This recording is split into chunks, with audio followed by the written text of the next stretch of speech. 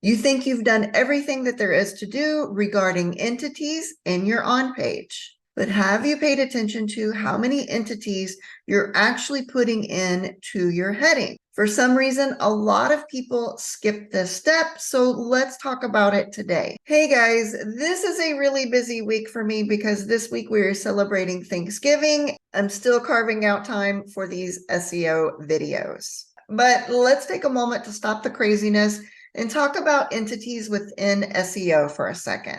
Now, all of us pay attention to on-page factors. We're all paying attention to entities, but for some reason, we skip the small steps. And within the small steps, I'm talking about headings. A lot of times we structure headings without paying attention to entities. So let's take a quick look. Everyone knows that I use on-page AI by now. I plugged in Austin Tree Service. I threw in one of the sites. Then I took a look at the entities.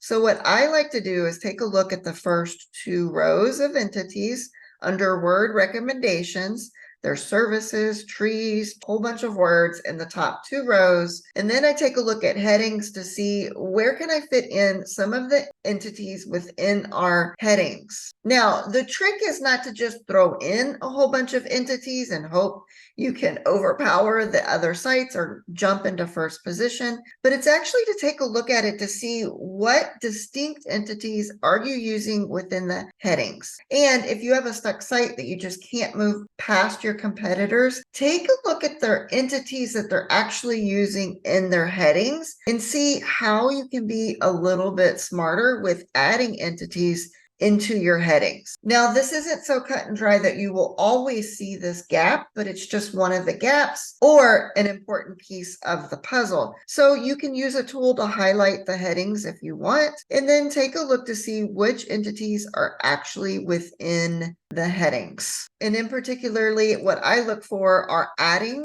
entities that are in the first two rows, if it makes sense within the heading. Now, I'm not asking you to stuff entities in every single heading that you see, and you still have to pay attention to the end user. Does the heading make sense? Is it something that would help them make a buying decision? You still have to keep all of that in check, but there are some entities that you could use within headings that would help. For instance, estimate or quote. And then take a look at your headings to see how many distinct entities do you actually have within the headings. And then you can take it a step further and look at highly related words, which are also entities that are missing from your competitor sites, like landscaping, equipment, maintenance, experts, certified. Are you a certified tree service? Those types of words can not only help the end user make a buying decision, but it's actually using distinct entities within the headings. So I took a look at a different site. Let me highlight the headings real quick.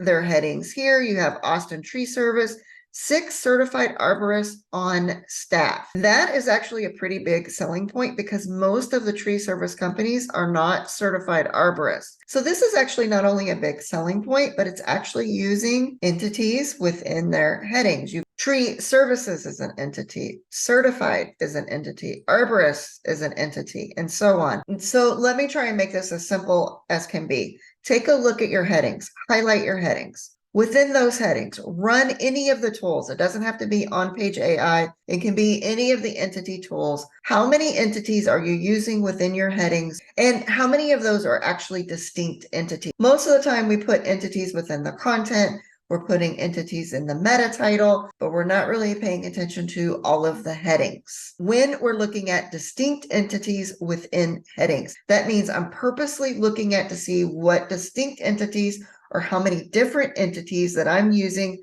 within actual headings on the site. If you have a site that you just cannot move up in rankings, take a look at your headings, take a look at your competitors' headings, and take a look at how many distinct entities they're actually using and how many distinct entities you're actually using within your headings. And then what you want to do is bump that number up. Now, I don't want you to stuff your headings. I don't want you to say, look, I have 30 distinct entities within my headings, because it still has to make sense to the end user. It still has to make sense to overall optimization. But if you have a stuck site or just a site you just cannot move, take a look at distinct entities It's just another piece of the puzzle. You may or may not see this pattern, but those of you that see it can fix it quickly and help move your rankings up. All right, I hope I made this clear, and I'll see you guys in the next video.